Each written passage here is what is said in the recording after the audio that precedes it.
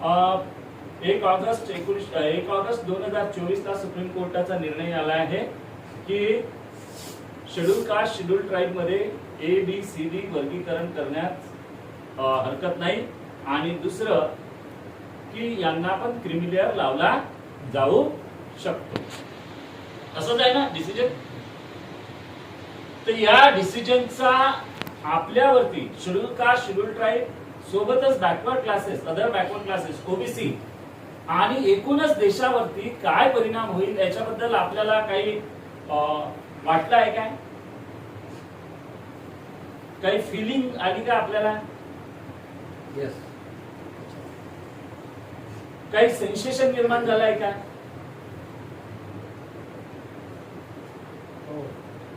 झालाय.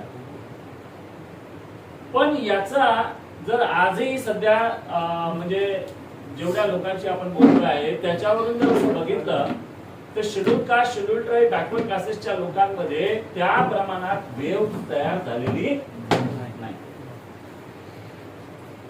उनके रोंगटे खड़े नहीं हुए अभी तक. रोंगटे खड़े न होने ये उससे भी डेंजरस बात है कि शेड्यूल कास्ट शेड्यूल ट्राइब और backward classes other backward classes इस डिसीजन को ऐसा समझो मत कि ये शेड्यूल कास्ट और शेड्यूल ट्राइब के अगेंस्ट है. ये schedule caste schedule tribe other backward classes और एंटायर जितने भी देश में कमजोर लोग हैं, कमजोर तबका है, उनके अगेंस्ट ये डिसीजन है.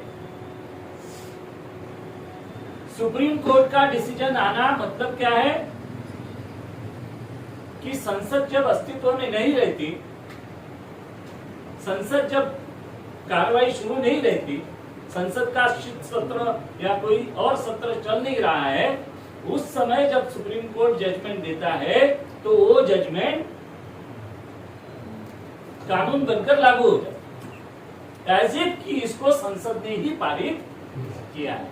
जब तक संसद उसके ऊपर उसको नल एंड वाइट नहीं कर देती तब तक वो कानून अस्तित्व में नहीं.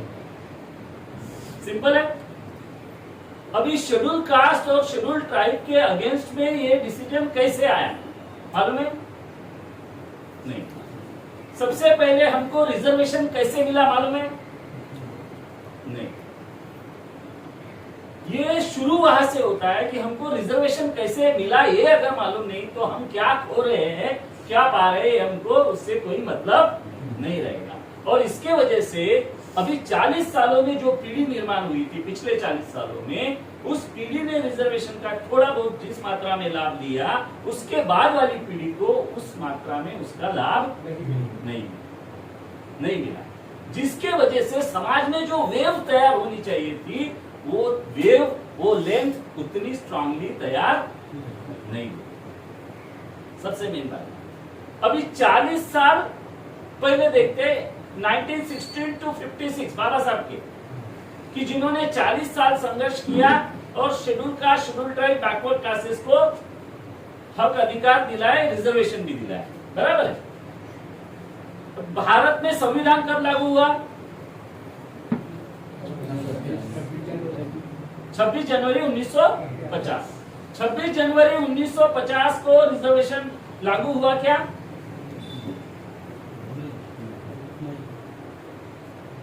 26 जनवरी 1950 को भारत का संविधान लागू हो गया. फिर भारत का reservation schedule caste schedule tribe का कब लागू हुआ? सवाल है. मोस्टली हम लोग यहाँ पे शेड्यूल कास्ट और शेड्यूल ट्राइब के लोग बैठे होंगे ऐसा मुझे लगता है. तो हम लोगों को अगर बेसिक सवाल पे अभी हम अटके हैं तो लंबी लड़ाई तो बहुत आगे की बात है. रिजर्वेशन कब लागू हुआ ये मेरा बेसिक सवाल है. शेड्यूल कास्ट शेड्यूल ट्राइब को भारत में रिजर्वेशन कब लागू हुआ? नहीं मालूम. हमको भारत में रिजर्वेशन मिला 17 अगस्त 1932 को. कब मिला? 17 अगस्त 1932 को रामसे मैकडोनाल्ड का कम्युनल अवार्ड जाहिर हुआ जिसके वजह से हमको रिजर्वेशन मिला. मालूम है?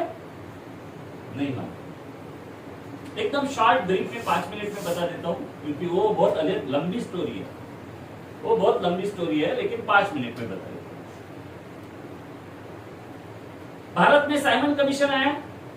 साइमन कमीशन किस लिए आया? साइमन कमीशन भारत के अस्पृश्य लोगों को, शेड्यूल कास्ट नहीं था तब, शेड्यूल नहीं बना था, अस्पृश्य जाति के लोगों को कुछ हक और अधिकार देने वाला था। बहिष्कृत लोग, अस्पृश्य बोले तो बहिष्कृत लोग, और बहिष्कृत लोगों को हक और अधिकार देने के लिए साइमन कमीशन आया साथ में, और बहुत सारी चीजों के लिए आया। बराबर है।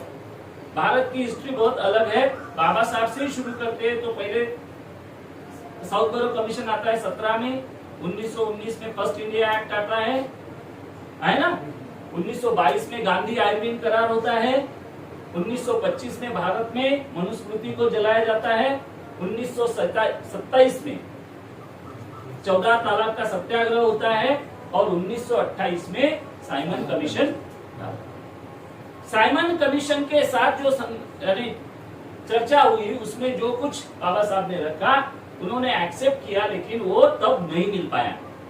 फिर first round table conference, second round table conference, और उसके बाद में उसका judgment third round table conference. वो जजमेंट में हमको बेसिक शेड्यूल का शेड्यूल ट्राइब लोग आज जो है वो बहिष्कृत लोग थे। कौन से लोग थे? बहिष्कृत लोगों को 4 मेजर अधिकार किसने दिए? अंग्रेज की संसद ने, क्योंकि हम लोग अंग्रेज शासित थे। रैमसे मैकडोनाल्ड प्रधानमंत्री था और उन्होंने वो कम्युनल अवार्ड जाहिर किया। उसमें बेसिक 4 महत्वपूर्ण निर्णय हमारे पक्ष में थे, शेड्यूल कास्ट शेड्यूल ट्राइब के पक्ष में थे। पहला था नौकरी में और शिक्षा में रिजर्वेशन। इसमें नौकरी और शिक्षा में रिजर्वेशन, पदोन्नति में रिजर्वेशन, किसमें? हाँ, प्रमोशन में रिजर्वेशन। फिर इलेक्टोरेट, इलेक्टोरेट बोले तो विधानसभा में, विधान मंडलों में, यानी लोकसभा, राज्यसभा और विधानसभा, ये तो बाद में बनी, इसलिए पहले इसको विधानमंडल विधायक कहते। इसमें रिजर्वेशन, रिजर्व सीट्स, और रिजर्व सीट कौन सी? SC ST की रिजर्व सीट, जिसमें SC ST के लोग ही वोट करेंगे, दूसरे नहीं करेंगे। खड़े भी वही लोग रहेंगे, दूसरे नहीं करेंगे। फिर ये जो अधिकार शेड्यूल कास्ट के बहिष्कृत लोगों को मिला, SC ST के लोगों को आज के इसमें वो मिला, इसके विरोध में सबसे ज्यादा विरोध गांधी जी ने किया, और वो विरोध की वजह से पूना पैक्ट का निर्माण हुआ। बराबर है। और पूना पैक्ट में हम लोगों को कुछ चीजें खोनी पड़ी, कुछ चीजें खोनी पड़ी। क्या खोया हमने इसमें?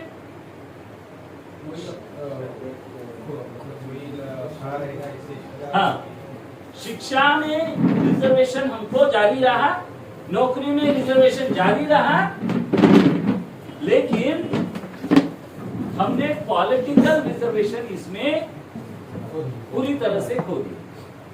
पॉलिटिकल रिजर्वेशन बदल गया, जो सिर्फ शेड्यूल कास्ट शेड्यूल ट्राइब के लोग खड़े रहेंगे और शेड्यूल कास्ट और शेड्यूल ट्राइब के लोग उनको वोट करेंगे, ये अधिकार हमने खो दिया। इसमें अभी हमारा ज्वाइंट इलेक्टोरेट हो गया। कौन सा हो गया? ज्वाइंट इलेक्टोरेट में अभी खड़ा तो SC और ST का ही आदमी रहेगा, और इसको सारे लोग वोट करेंगे,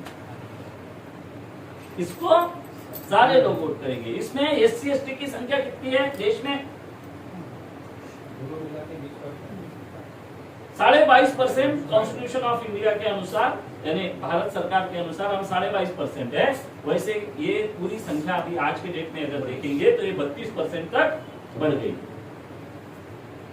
तो 22.5% लोगों का सच्चा प्रतिनिधि संविधान सभा में या लोकसभा में या राज्यसभा में या विधानसभा में चुनकर नहीं जाते। बाबा साहब ने इसके सप्रमाण उदाहरण दिए तब ये इस तरह की वोटिंग पद्धति थी कि शेड्यूल कास्ट के लोग ही जो है, अगर ये संयुक्त हो गया तो उसमें वो 4 लोगों को चुनते थे, समाज चुनता था। 1, 2, 3, 4 नंबर के वोट समाज के जिनको मिलेंगे वो लोग ही प्रतिनिधि बन पाएंगे, जैसे फेडरल स्ट्रक्चर है उस तरह से। और नंबर 1 के वोट लेने वाला आदमी ही अपना उम्मीदवार बनेगा, समाज के नंबर 1 के वोट है? जैसे अपने यहाँ पे जितने लोग बैठे हैं उसमें से कोई खड़ा कर दिया और उसको 100% वोट मिल गए, लेकिन अभी उसको जाके किधर लड़ना है? ओपन में। और ओपन के लोग ये नहीं चाहते कि आपको रिजर्वेशन मिले, ओपन के लोग ये नहीं चाहते कि आपको नौकरी मिले, ओपन के लोग ये नहीं चाहते कि आपको हक और अधिकार मिले और ये आपको सम्मान की जिंदगी मिले, ये वो नहीं चाहते। और ये नहीं चाहते, इसके वजह से पूरे के पूरे लोग जो आपके समाज में जिसको आपने नकार दिया है वही आदमी को खड़ा कर देते आपके अगेंस्ट। जिसको आपने नकार दिया है उसको ही उसको खड़ा कर देते, और उसको खड़ा करने की वजह से क्या हो जाता कि पूरा रेस्ट 75% वोट उसको मिल जाता और आपके 100% वोट मिलने के बावजूद भी SC ST का प्रतिनिधि आपका सच्चा प्रतिनिधि नहीं बनता। फिर वो सच्चा प्रतिनिधि नहीं है तो वो संसद में आपके लिए मुंह नहीं खोलता। आज कितने खासदार है? 131 SC ST के MPs है। कितने? अभी ये 131 MP पहले SC ST है कि कुछ और है? पहले SC ST है, लेकिन SC ST होने के बावजूद भी 131 खासदारों ने, सांसदों ने ये कोटा में कोटा पर एक शब्द भी बोला? आपने सुना है? एक शब्द भी बोला? क्यों नहीं बोला? पार्टी लाइन के ऊपर उठकर वो बात, पार्टी लाइन के ऊपर उठ गया तो उसको लगता मेरी सीट चली जाएगी, है ना? दूसरा, वो लॉयल किसके प्रति है? बाबा साहब के प्रति नहीं है, वो फुले जी के प्रति नहीं है, शाहू महाराज जी के प्रति लॉयल नहीं है, वो पेरियार जी के प्रति लॉयल नहीं है। वो लॉयल किधर है? पार्टी। वो गोलवलकर के लिए है और वो गांधी के लिए है लॉयल, और वो लॉयल्टी दिखा रहा है। इसके वजह से तुम्हारे खासदार होने के बावजूद भी SC ST का रिप्रेजेंटेशन क्या है? 0 है, 0। और 0 रिप्रेजेंटेशन होने की वजह से भारत की संसद, भारत की विधायिका, भारत की न्यायपालिका हमेशा शेड्यूल कास्ट, शेड्यूल ट्राइब के हक और अधिकारों को खत्म करने की कोशिश करती रहती है, प्रयासरत रहती है। ये पहला जजमेंट है कि रिजर्वेशन के अगेंस्ट वाला? ये पहला जजमेंट नहीं है। रिजर्वेशन के अगेंस्ट आने वाला ये पहला जजमेंट नहीं है। फिर भारत में 1950 में संविधान लागू हो गया तो रिजर्वेशन तो लागू ही हो गया ना, लेकिन इसके अगेंस्ट पहली याचिका गई presidency court Madras. Presidency court जो है, पहले सुप्रीम कोर्ट कहा था, मद्रास में था, दिल्ली में नहीं था, उसको प्रेसिडेंसी कोर्ट बोलते थे। पहली याचिका लगी 1951 में कि समानता का अधिकार आर्टिकल 14 बोलता है कॉन्स्टिट्यूशन का, और ये समानता के आधार पर इस पर चैलेंज करते हैं कि SC और ST को ये स्पेशल ट्रीटमेंट है, इनको रिजर्वेशन नहीं मिलना चाहिए। ये केस में अभी संविधान लागू भी नहीं हुआ, संविधान लागू होने की प्रक्रिया ही चल रही है। लागू हो गया, सिर्फ नई नई बातें सीख रहे, और बाबा साहब लॉ मिनिस्टर है तभी जो है ये आ गया। और इधर अभी समाज में जागृति है क्या 1951 में? तब ये आंदोलन खड़ा किया पेरियार जी, उग्र आंदोलन चलाया, और उग्र आंदोलन चलाया, जनों कटाव मुहिम चलाई, जिसकी वजह से शेड्यूल कास्ट, शेड्यूल ट्राइब का रिजर्वेशन बचा। पहली जीत उधर में, सरकार को झुकना पड़ा, सरकार झुकी और सरकार ने इसको आर्टिकल 15(4) में फंडामेंटल राइट में डाल दिया। आर्टिकल 15(4), 16(4) नहीं तो क्या था ये? पहले स्टार्टिंग में खत्म हो जाता। अभी धीरे धीरे इस केस को समझो। OBC को रिजर्वेशन मिलने वाला था, देश में मिलने वाला था, बाबा साहब के प्रयासों से मिलने वाला था। 1952 से लेकर बाबा साहब ने शुरू किया, फिर कालेलकर आयोग बैठा, फिर मंडल आयोग आया और मंडल आयोग ने, यानी टोटल पूरे कितने साल गए उसमें? 52 से वो शुरू हुआ और 92 में जाके रिजर्वेशन ओबीसी को मिला। और ये 92 40 साल लगे। कितने साल? और ये 40 सालों में जब पूरी तरह से मिलने वाला था तो किसने अड़ंगा अड़ गया? Supreme court of India. OBC की संख्या 52% थी, ओबीसी को 52% रिजर्वेशन मिलना चाहिए था और ओबीसी को 52% की सिफारिश जो है 52% की सिफारिश किसने कर दी थी? बीपी मंडल ने कर दी। अगर ऐसा था तो ओबीसी को कितना 52% मिलना चाहिए था ना, वो नहीं मिलना चाहिए। इसके लिए जनहित याचिका पर सुनवाई हुई सुप्रीम कोर्ट में और सुप्रीम कोर्ट ने अनकॉन्स्टिट्यूशनल एक सीलिंग लगा दिया कि रिजर्वेशन 50% के ऊपर नहीं होना चाहिए। संविधान के कोई भी आर्टिकल में ऐसा कहीं भी नहीं है कि रिजर्वेशन पे सीलिंग, बराबर है। यानी ओबीसी के हक अधिकारों को पहले खत्म करने का काम किसने किया? 27% मिला और 25%। अभी इसका परिणाम क्या हो गया? बराबर लाइन पे हूं ना मैं? इसका परिणाम क्या हो गया कि 3743 ओबीसी जातियां ये देश में, कितनी? 3743, बराबर है। 3743, उसमें से जो 27% है उनको मिलना चाहिए था, उसको भी काटने के लिए क्रीमी लेयर को इंट्रोड्यूस कर दिया। क्रीमी लेयर माहिती है क्या है? क्रीमी लेयर, अभी इसमें तो बहुत सारे लोग रिटायर होने वाले हैं, तुम्हारी बताओ, क्रीमी लेयर माहिती है? नहीं ना?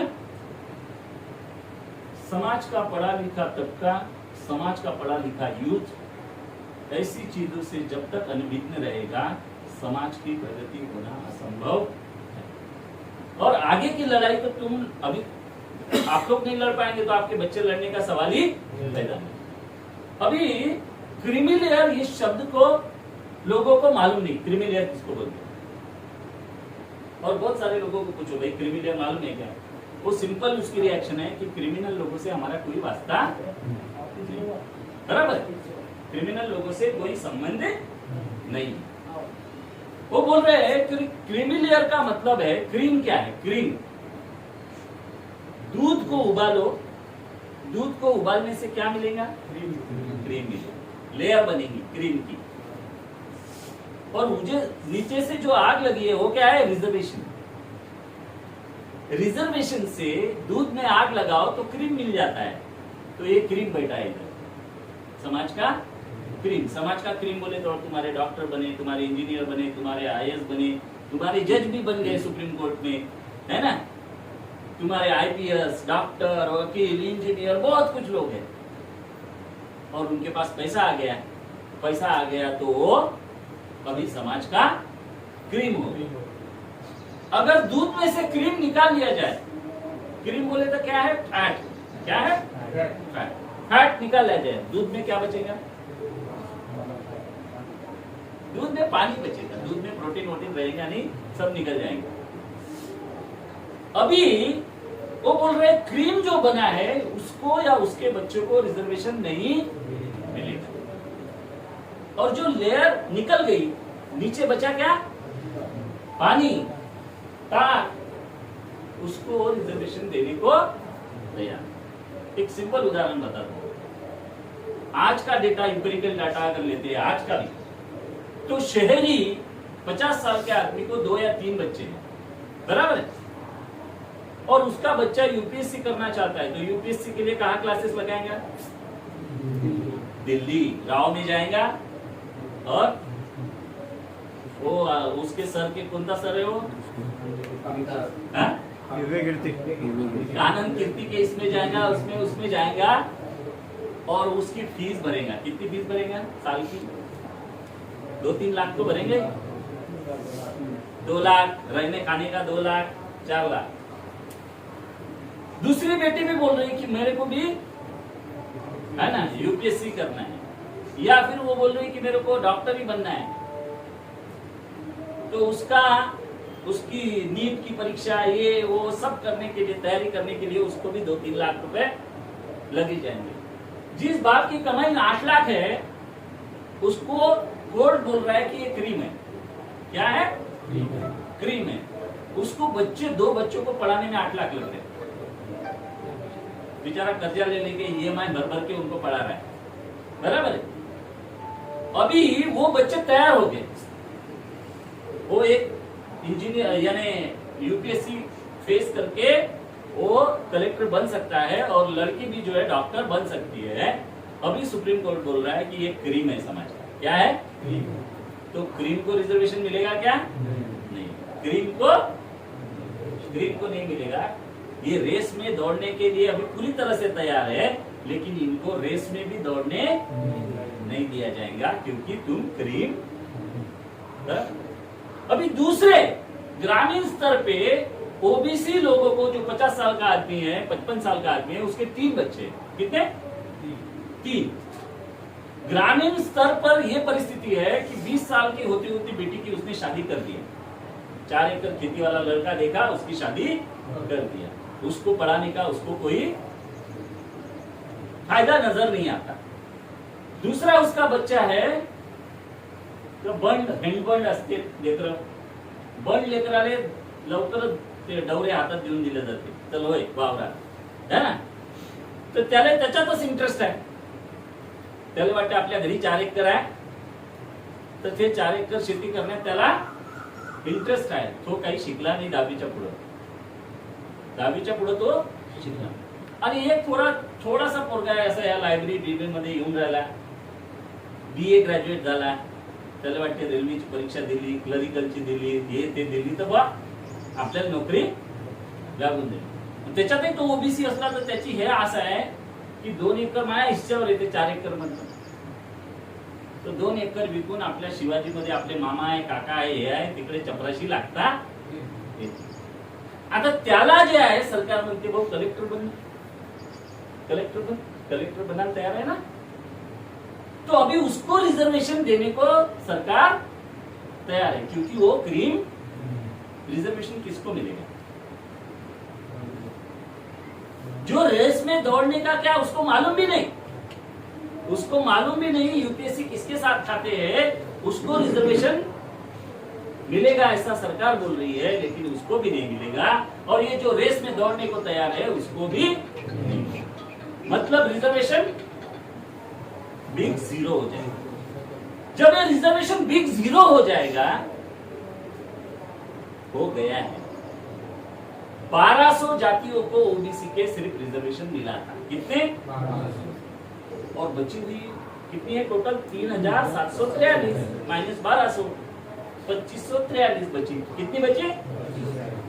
अब ये 2543 लोग एक दूसरे के रिलेटिव है कि नहीं है? है कि नहीं है?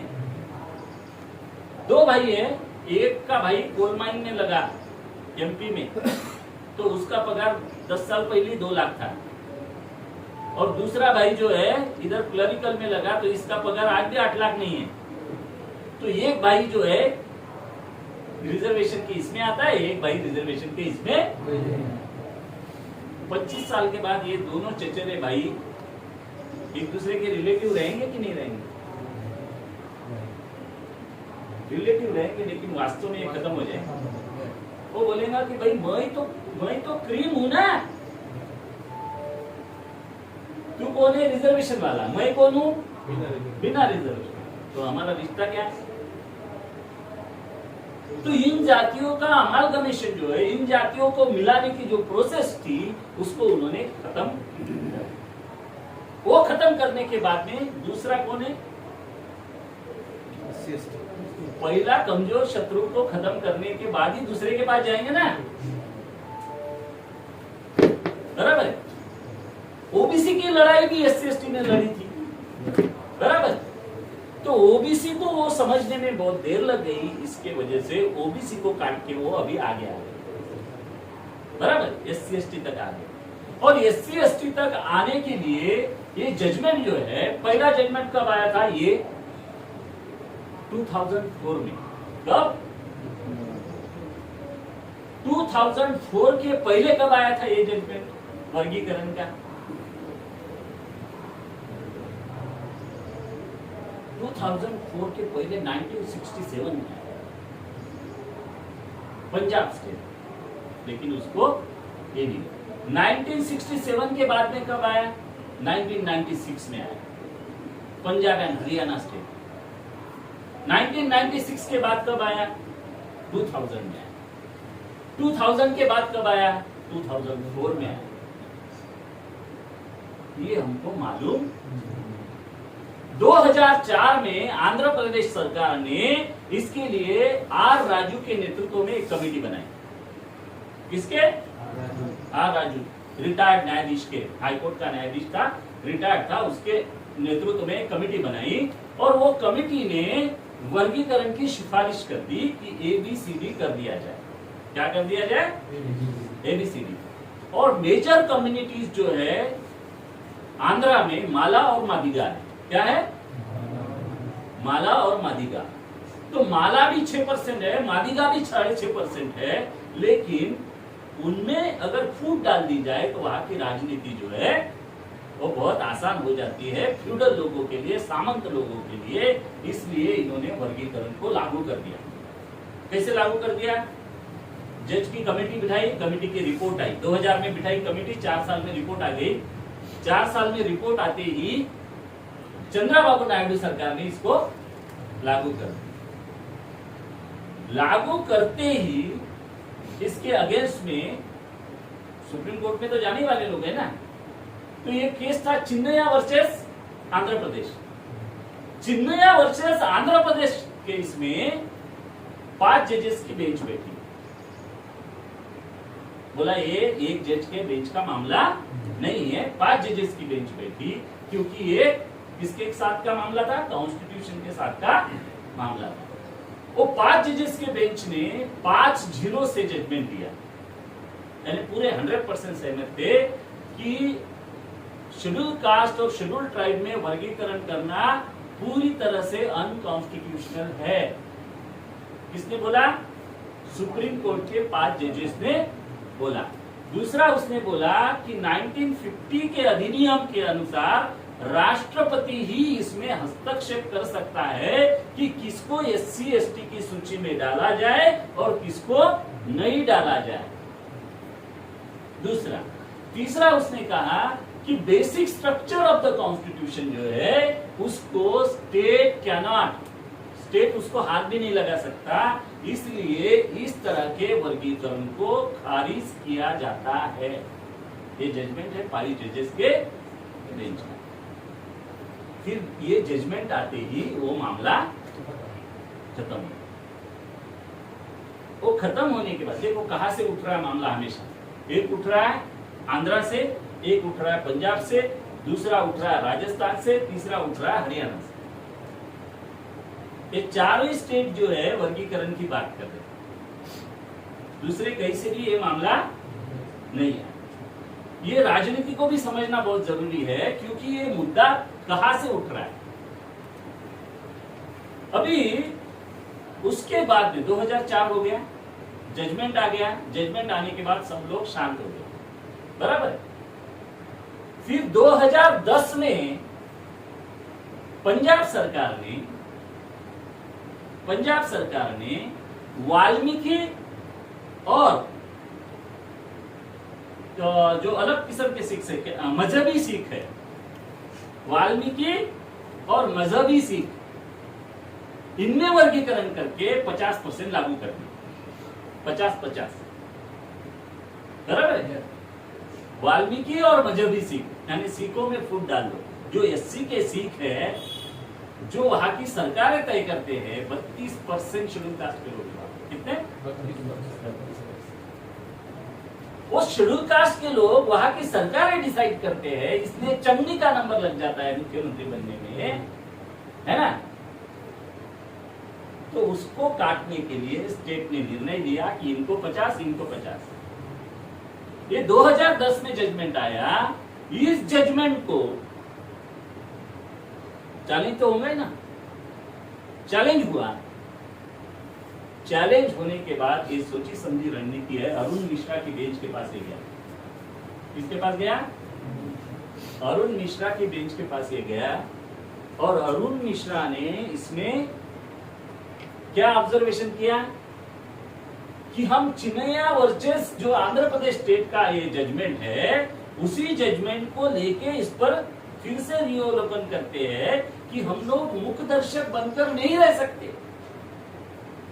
5 जजेस की बेंच ने अगर इसके खिलाफ 100% जजमेंट दिया होगा, फिर भी हम इस पर मुख्य दर्शक बने नहीं रह सकते और हम इसको जो है फिर से रिव्यू करने का विचार कर सकते। और ये छोटी बेंच का मामला नहीं है, इसलिए इसको कहाँ भेज दिया जाता है? बड़ी बेंच में, सुप्रीम कोर्ट में भेज दिया जाता है। और बड़ी बेंच चंद्रचूड़ के नेतृत्व में 2020 में बैठी। कब बैठती है? 2020। टाइमिंग देखना, सब जगह के टाइमिंग देखना। और ये 2020 से इस पर चर्चा कर रहे हैं और चर्चा करने के बाद उन्होंने क्या बोला? क्या बोला कि ऐसा कुछ नहीं है कि हम जातियों का वर्गीकरण नहीं कर सकते। आर्टिकल 14 का सहारा लेकर ही, जिसको सहारा लेकर चिन्नैया केस में जजमेंट आया था, उसी आर्टिकल 14 को बोल रहा है ये चीफ जस्टिस या ये जजेस कि 14 का ही सहारा लेके हम ये बोल रहे हैं कि जातियों में वर्गीकरण किया जा सकता है। दूसरा आर्टिकल 19(1) हमको क्या अधिकार देता है? स्वतंत्रता ना। वो 19(1) सुप्रीम कोर्ट के जज का विरोध करने का भी अधिकार हमको देता है। बाबा साहब के समय पे भी जब supreme court, Madras presidency court के विरोध में निर्णय देता है, तो बाबा साहब बोलते हैं कि ये ऐसा नहीं है कि सुप्रीम कोर्ट सुप्रीम हो गया, कि उसने निर्णय लिया और फिर कानून बन गया, तो इसका विरोध करने का अधिकार हमारे पास संविधान में ही निहित है। और वो आर्टिकल 19(1) के 4 के अंतर्गत हम इसका विरोध कर सकते। और अगर हम इसका विरोध नहीं करेंगे साथियों, इसको समझने के पहले अगर विरोध करेंगे तो हमारा विरोध व्यर्थ है, कोई मतलब नहीं। लेकिन इसको समझ के करना पड़ेगा विरोध। और वो विरोध के लिए आज 2024 में क्या क्या हो रहा है? पहला, सुप्रीम कोर्ट का काम क्या है? आप पढ़ाई करने वाले लोग हैं, सुप्रीम कोर्ट का काम बताओ क्या है?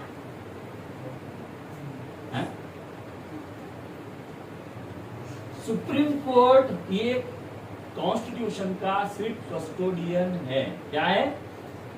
कस्टोडियन समझता है? कस्टोडियन नहीं समझता है? बैंक का बैंक मैनेजर क्या होता है? बैंक को लेके चलता है। बैंक का बैंक मैनेजर बैंक में रखे हुए पैसे, एफडी वगैरह वगैरह का कौन है? मालक है क्या? नहीं, मालक है।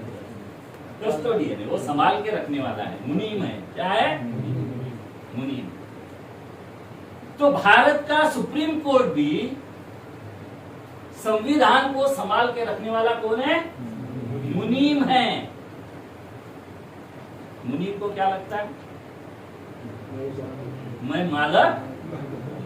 मैं मालक वैसा उसको लगता है।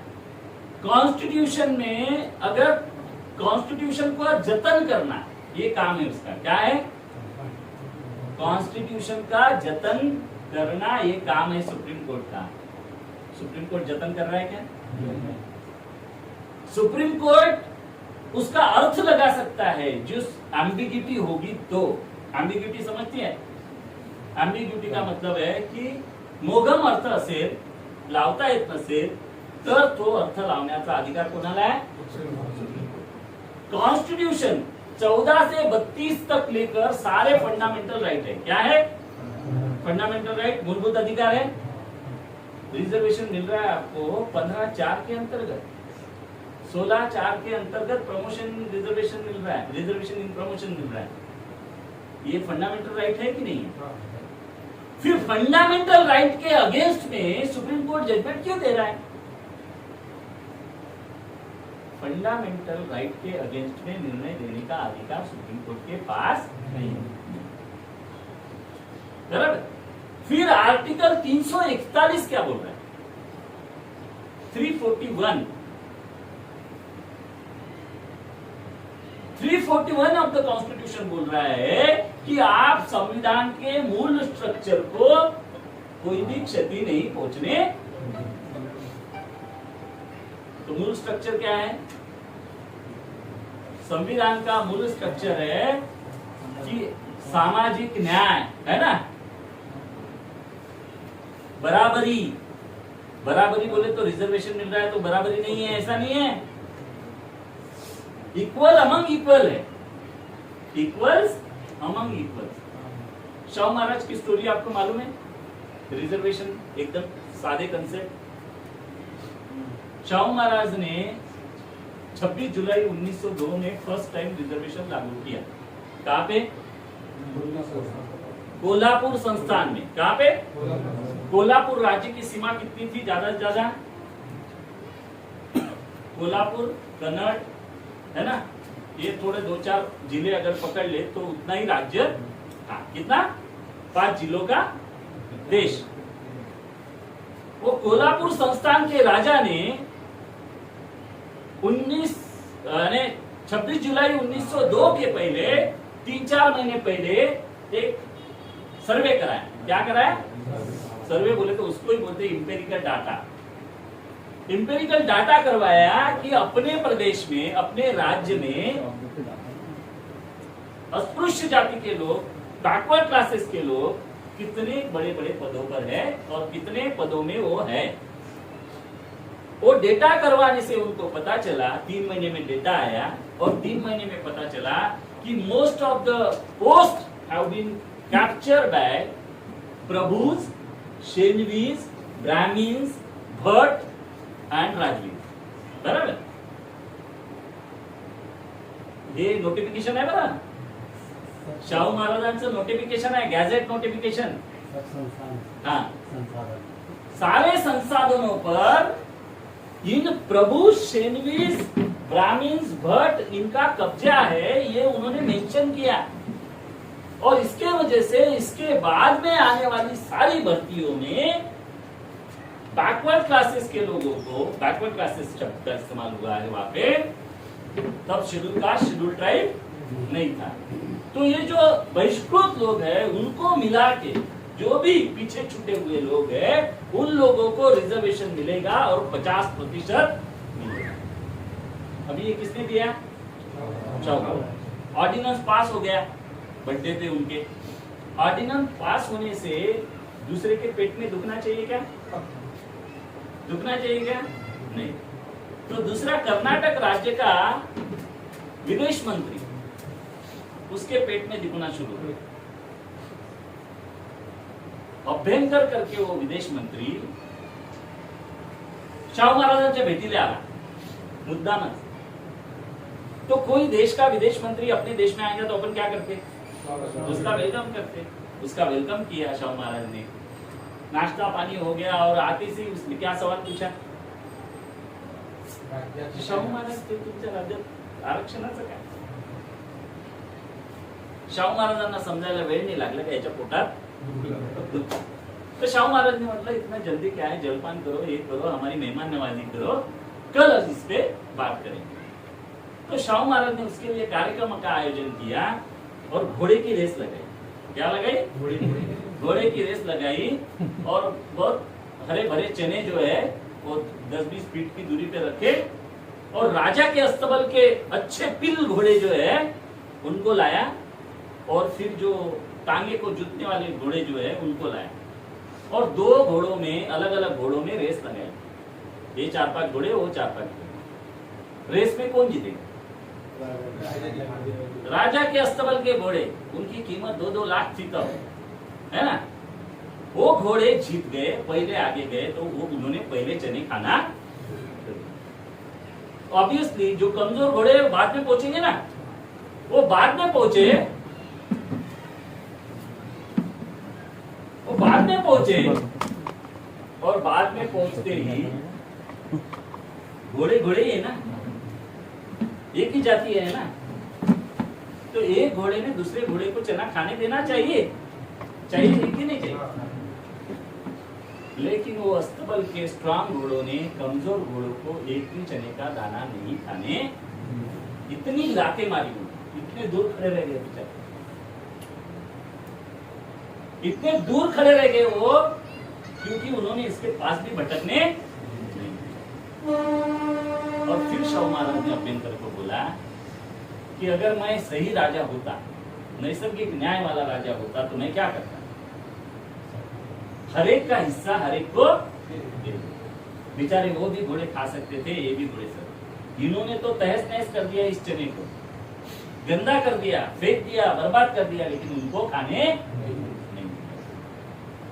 तो इसलिए मैंने रिजर्वेशन को लागू, अभी इसलिए अगर रिजर्वेशन लागू हुआ है तो हमारे इसमें भी वो जो बामन घोड़े हैं वो क्या कर रहे हैं, खाने नहीं दे रहे, वो बामन घोड़े हमको वहां तक पहुंचने नहीं दे रहे।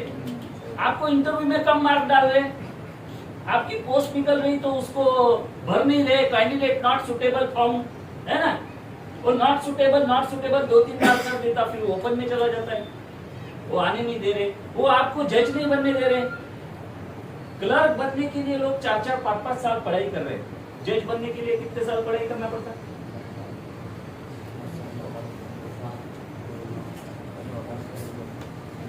जज बनने के लिए कोई पढ़ाई नहीं करना पड़ता। भारत के जितने सुप्रीम कोर्ट में जज है, जितने हाई कोर्ट में जज है, सुप्रीम कोर्ट में 25 जज है और हाई कोर्ट में 690 जज है, उसमें से 80% जो है एक दूसरे के रिलेटिव है। उसके लिए जज बनने के लिए मिनिमम क्वालिफिकेशन है 10 साल की प्रैक्टिस, LLB के बाद 10 साल की प्रैक्टिस खातूर मातूर चालली काय नहीं चालली काय काही माहिती, सिर्फ रजिस्ट्रेशन होना बार एसोसिएशन में, 700 रुपए साल का फीस देना पड़ता है। कितना? 10 साल के उसने किया, प्रैक्टिस नहीं किया मालूम नहीं, लेकिन उधर तुम्हारी सिफारिश करने वाला बामन बैठा होना, तो वो तुम्हारी सिफारिश के आधार पर तुमको पहले डिस्ट्रिक्ट कोर्ट में अपॉइंट कर दे, और 5 साल गए कि 15 साल का एक्सपीरियंस हो गया, तुमको हाई कोर्ट में अपॉइंट कर देता, और फिर वही जज जो है सुप्रीम कोर्ट में बैठे चाचा भतीजे काका मामा ये जो है वो उसको सुप्रीम कोर्ट में ले ले। तो भारत के अभी एक डेटा है, हरियाणा कोर्ट ने पब्लिश किया है कि 88% लोग जो है एवरी थर्ड जज is a relative, every third जज is a Neiphiu, every third जज इज अ अंकल। मतलब भारत की न्यायपालिका पिछड़ों के हाथ में जब सत्ता आती है तो उसको तोड़ने की भरसक कोशिश करती है। जब ब्राह्मणों के हाथ में सत्ता होती है लोकसभा में, विधानसभाओं में, तो वो शांत रहती है, लेकिन उनकी कुर्सी डगमगाने लग जाए तो वो क्या करती है, चिल्लाती है, वो तुम्हारे साथ छेड़खानी करना शुरू कर देती है और तुमको बिजी रखती है। क्या करती है? बिजी रखती है। चाहकर भी हम, नहीं चाहकर भी हम प्रतिक्रियावादी बन जाते हैं। क्या बन जाते हैं? अभी समाज के लोगों को मालूम नहीं कि रिजर्वेशन कैसे मिला, तो समाज के लोगों को खोने का कोई डर है क्या? नहीं। रिजर्वेशन कितने संघर्षों से मिला ये अगर सुनेंगे तो रो देंगे, बराबर है। रिजर्वेशन मिला कैसे ये मालूम नहीं, तो खोने का डर क्या है, बराबर है। और 40 साल के बाबा साहब के अथक प्रयासों से हमको रिजर्वेशन मिला था। फिर बाबा साहब के बाद में 40 साल और पकड़ो तो 2006 आता है, और उसके बाद में 18 साल। शेड्यूल कास्ट और शेड्यूल ट्राइब के लोगों को रिजर्वेशन का एहसास कब हुआ देश में? 56 से 80 तक इनको रिजर्वेशन नहीं मिला। 56 से बाबा साहब जाने के बाद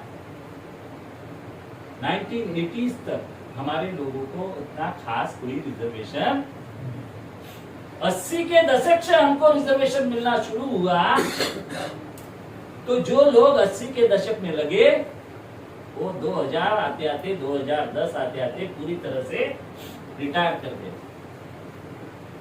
और फिर जो दूसरी पीढ़ी आई तो उनको रिजर्वेशन के बारे में कुछ भी पता। अगर हमारे लोगों को पता ही नहीं होगा तो लड़ाई काहे के लड़ेंगे। अभी ये जो संकट है ये आपको समझ में नहीं आ रहा है कितना बड़ा संकट है।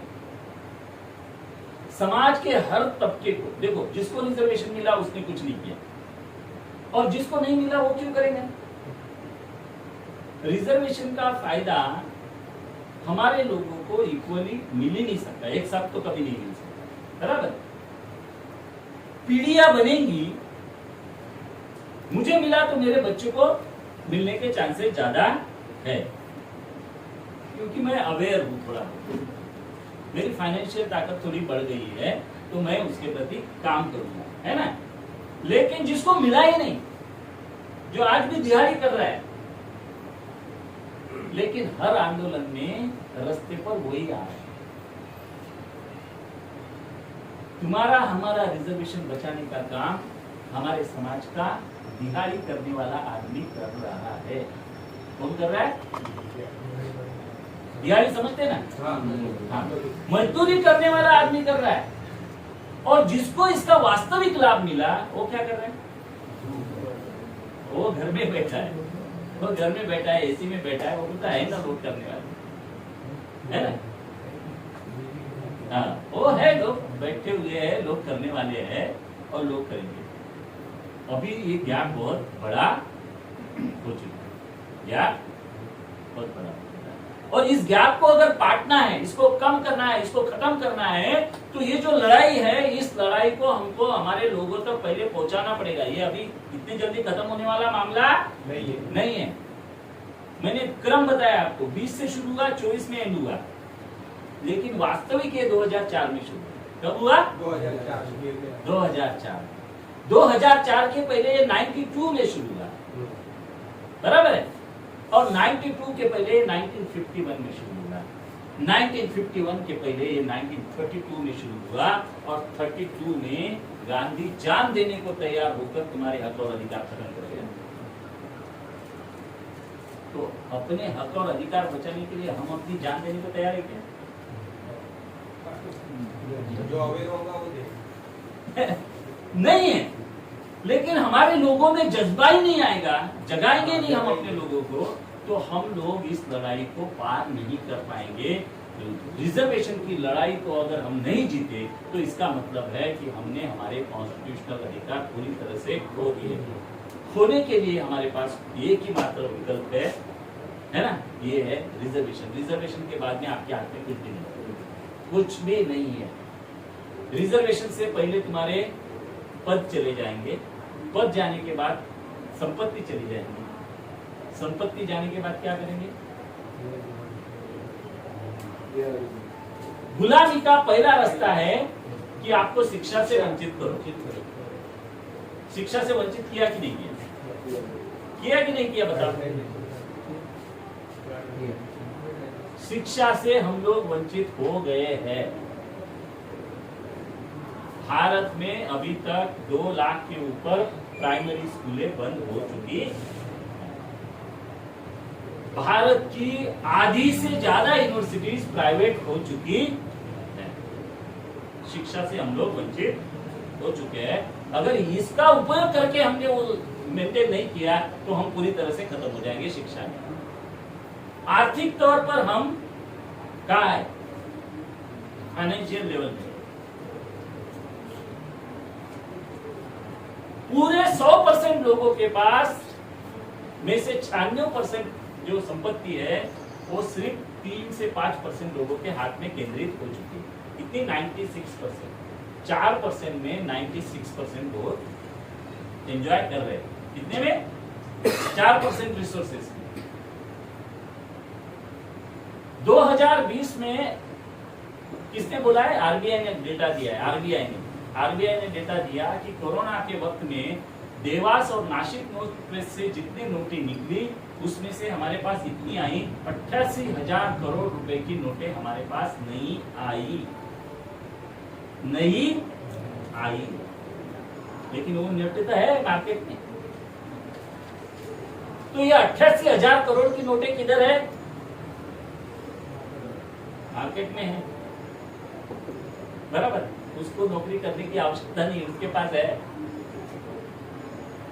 दूसरा, शिक्षा रोजगार खत्म हो गया तो फिर तुम्हारे पास क्या बचेगा? क्या बचेगा? व्यापार।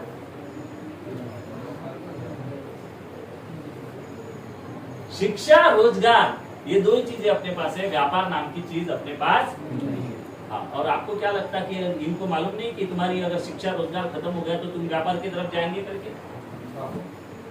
तो व्यापार की तरफ जाएंगे तो व्यापार की नाकेबंदी तो पहले कर देंगे, है ना? तो पूरी तरह से गुलाम होने के कगार पर अगर हम लोग हैं तो हमारी जिम्मेदारी क्या है? आज पूरा झटक लो अपने आप, है ना? उठ के लड़ाई लड़ने के लिए तैयार हो जाओ, अपने समाज को भी लड़ाई लड़ने के लिए तैयार करो। Each one teach one. अभी हम इतना शॉर्ट पीरियड में ये काम कर रहे हैं, नोटिंग कर रहे हैं। मेरी मिसेज साथ में इसलिए आई कि वो भी सुनना चाहती है। उसने परसों मेरा वो बिहार में कार्यक्रम लगाया, 60-70 महिला जमा हुई। महिलाओं को जब सुनाया तो महिला बोले, सर ये तो हमारे आदमियों को बताने की आवश्यकता है। किसको बताने की आवश्यकता है? मैंने बोला वो लोग नहीं आ रहे तो आप उनको बोलो कि हम लड़ाई लड़ने जा रहे हैं, तुम घर में बैठे रहो, है ना? कितने समय तक हम टॉलरेट कर पाएंगे? कितने समय तक हम इंतजार करते रहेंगे? कितने समय तक हम आगे बढ़ने के लिए इंतजार करते रहेंगे? और ये अगर आज नहीं करेंगे तो कल हमारे हाथ में भी नहीं रहेगा। तो जो भी लेवल पे, जिस भी लेवल पे, जिस प्लेटफॉर्म पे, जहां पे भी, और ऐसा ये व्हाट्सएप तो बहुत अच्छा चलता है अपने यहाँ पे, है ना? उसमें ये भी मैंने सुना कि भाई आजादी की लड़ाई में क्या होते, आमंत्रण नहीं दिए जाते, है ना? आजादी की लड़ाई में आमंत्रण दिए जाते हैं क्या? ये हमारी आजादी की लड़ाई है। अगर हम आजाद रहना चाहते हैं तो हमको लड़ना पड़ेगा रिजर्वेशन बचाने के लिए। जहां पे भी, जो भी प्लेटफॉर्म पे आप इसका विरोध कर सकते हैं वो विरोध करें, और सिर्फ व्हाट्सएप पे ना करें, सिर्फ फेसबुक पे ना करें। लड़ाई इकट्ठा जमा होने से ही होती है, इकट्ठा जमा। अभी समझो वो अपने को लकड़ी का बताया ना बचपन में, एक लकड़ी को तोड़ सकते हैं, 2 को नहीं तोड़ सकते, 4 को नहीं तोड़ सकते, 1000 को तोड़ सकते क्या? 1000 को ये है। देखो आजू बाजू के हमारे देशों ने बहुत क्रांति कर लिया, और हमारे मीडिया ने हमको वो क्रांति उस तरह से नहीं बताई। नेपाल में क्रांति हुई कि नहीं हुई कि नहीं हुई? भूल गए हम। नेपाल में क्रांति हुई, राजेशाही 240 साल की खत्म हो गई और कॉन्स्टिट्यूशन बराबर। वहां पे भी शेड्यूल कास्ट बेटी ने संविधान बनाया, ठीक है? उसके बाद में श्रीलंका में आंदोलन हुआ, और वो आंदोलन ने लोगों को क्या, सरकार को क्या कर दिया? मजबूर कर दिया कि वो निर्वाचित सरकार अच्छी तरह से चले। बांग्लादेश में क्या लड़ाई है? बांग्लादेश में चल रही है गलत। भारत का मीडिया हमको जो बताता वही हम देखते हैं और वही हम।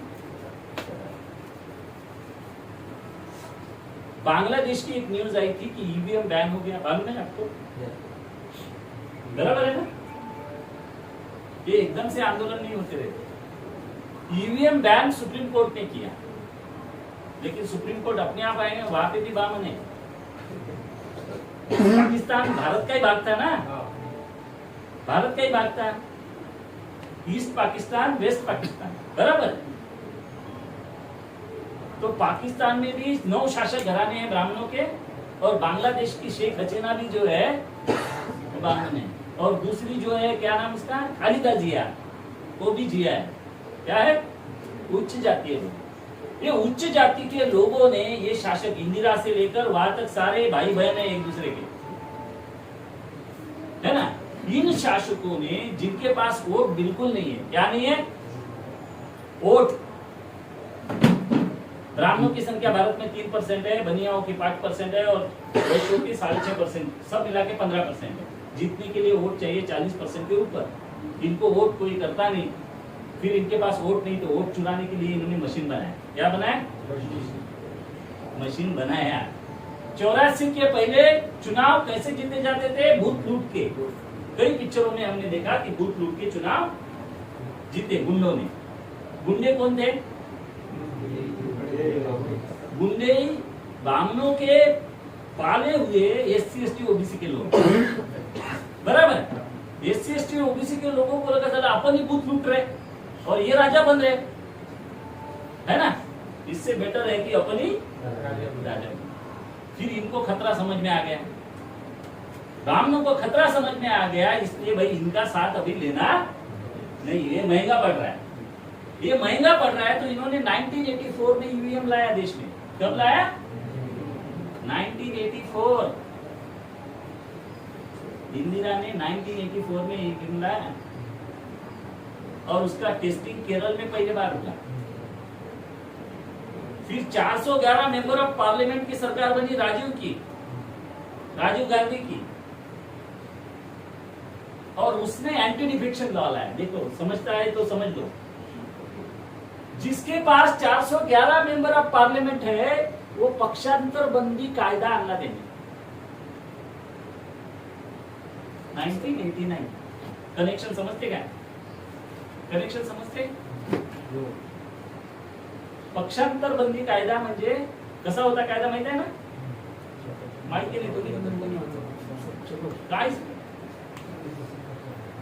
जर पक्ष सोडून दुसऱ्या पक्षात गेला तर तो पक्ष तुटला। 1/3 मेंबर जो सोडून गेले तो पक्ष टूटला। अरे जिसके पास 411 है उसका 1/3 तोड़ना बोले तो कितना बड़ा तोड़ना पड़ेगा, है ना। उसने अपने लिए नहीं बनाया वो कानून बनाया कि छोटे छोटे OBC और SC के लोग पक्ष बना रहे देश में और उनके 2-4 MLA चुन के आ रहे हैं। इनको अभी तोड़ेंगे तो ये उठ में ही खड़े होंगे। अभी तोड़ना इनको जरूरी है और उसके लिए वेपन चाहिए, हथियार।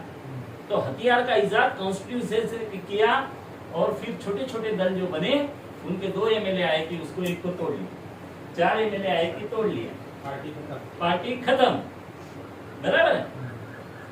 फिर वो चाहे लालू की पार्टी हो, कांचीराम की पार्टी हो या रामदास की पार्टी, पी रामदास की पार्टी थी, मालूम थे PM के पट्टल मक्काली काची, 4 MP पे वो देश का हेल्थ मिनिस्टर बन गया था। वो चैलेंज कर रहे थे सब किसको? केंद्रीय सत्ता को। केंद्रीय सत्ता किसके हाथ में थी?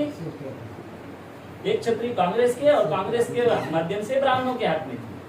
तो उसको चैलेंज हो रहा है, इसलिए उन्होंने एंटी डिफेक्शन लॉ लाया।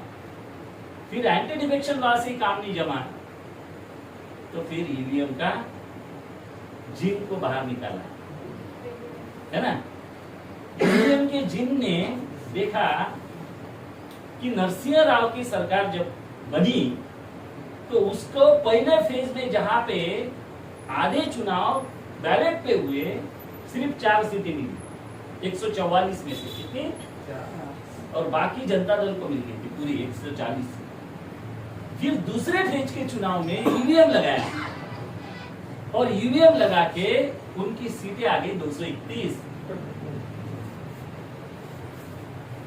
तो पहिली EVM की सरकार आहे भारत की नरसिंह राव। आम्हाला मला हे कुठून, मग झारखंड मुक्ती मोर्चाचं पण स्कॅन्डल केलं, है ना। ये इसलिए बता रहा हूं कि हमारे रिजर्वेशन को खत्म करने के लिए क्या क्या किया जा सकता है। EVM भी लाया जा सकता है। EVM लाने के बावजूद भी आप जागरूक बन रहे हैं और जागरूकता करने वाले लोग शेड्यूल कास्ट और शेड्यूल ट्राइब के लोग हैं। कौन से? तो ये EVM पे आगे जाके बोलने नहीं चाहिए, इसलिए इनको रिजर्वेशन में एंगेज करो। अभी तुम 10 साल ये लड़ाई लड़ो, EVM छोड़ दो। एलन मस्क तुम्हारे बाजू में बोल रहा है एलन मस्क बोल रहा है कि हैकिंग इज पॉसिबल, है ना। और जगह जगह पे ईवीएम के विरोध के वीडियो कौन बना रहे? यूट्यूब पर ईवीएम के विरोध के वीडियो कौन बना रहे? तो SC/ST के लोग बना रहे, जो 11.2% ऑक्युपाई कर चुके हैं वहां पे मीडिया। कितना? सोशल मीडिया में शेड्यूल कास्ट और शेड्यूल ट्राइब के लोगों का रिप्रेजेंटेशन है 11.2। कितना? और मेन स्ट्रीम मीडिया में शेड्यूल कास्ट शेड्यूल ट्राइब के लोगों का रिप्रेजेंटेशन है 0। कितना? तो मेन स्ट्रीम मीडिया से हटके सारे लोग किधर जा रहे? सोशल मीडिया पे। सोशल मीडिया पे जा रहे हैं, इसलिए फिर पन्ने पर तो प्रसून जोशी जा रहा है, फिर तुम्हारा वो नहीं रविश जा रहा है, रविश कुमार, है ना, अंजुम जा रहा है, ये जा रहे हैं। क्यों जा रहे हैं? उनको मालूम हो गया कि प्लेटफॉर्म बदल चुका है और साला उधर नहीं जाएंगे तो अपने को कोई पूछने वाला नहीं है। और इनके दिमाग में अगर डालना है अपने को, तो इधर भाई उसको निकाल दिया, उसके साथ अन्याय हो गया, ये भी बताएंगे ना टीवी आपको, है ना।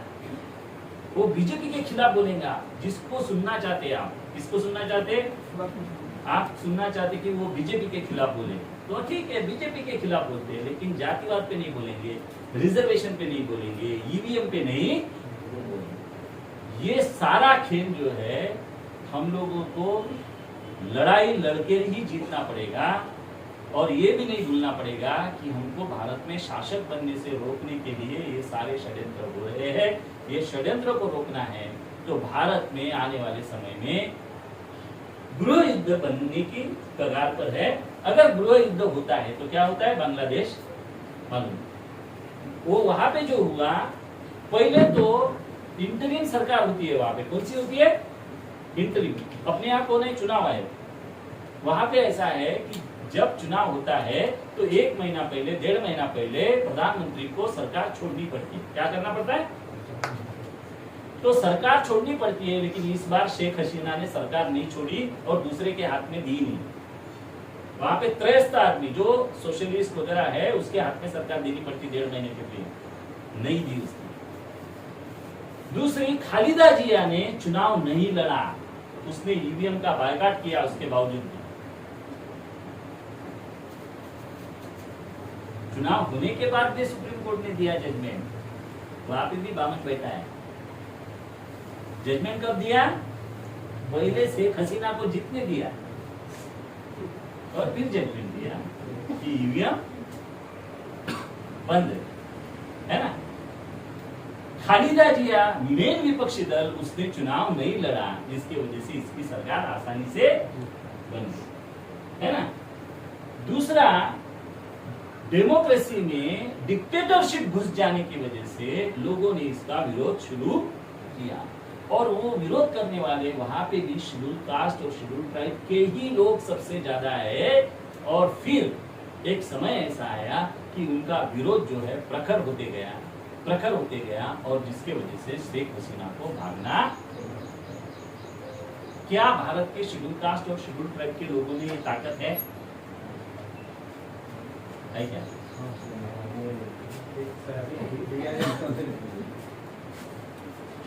एक सिंपल क्वेश्चन पूछता हूं मैं आपको, ये मैंने बहुत बार पूछा है लोगों को और बहुत बार यही जवाब दिया। छाती पे हाथ रख के इसका जवाब देना है। क्या हम शेड्यूल कास्ट, शेड्यूल ट्राइब और बैकवर्ड क्लासेस के लोग भारत में आजाद है? नहीं है।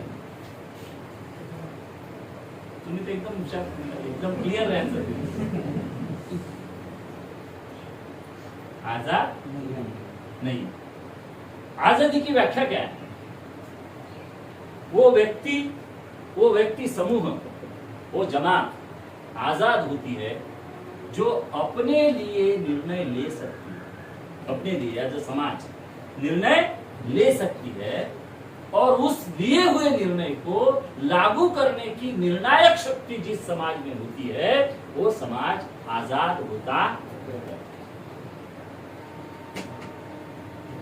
अदर बैकवर्ड क्लासेस, ओबीसी ने निर्णय लिया कि हमको 52% रिजर्वेशन मिलना चाहिए, समाज 60 करोड़ लोग हैं, 70 करोड़ लोग हैं,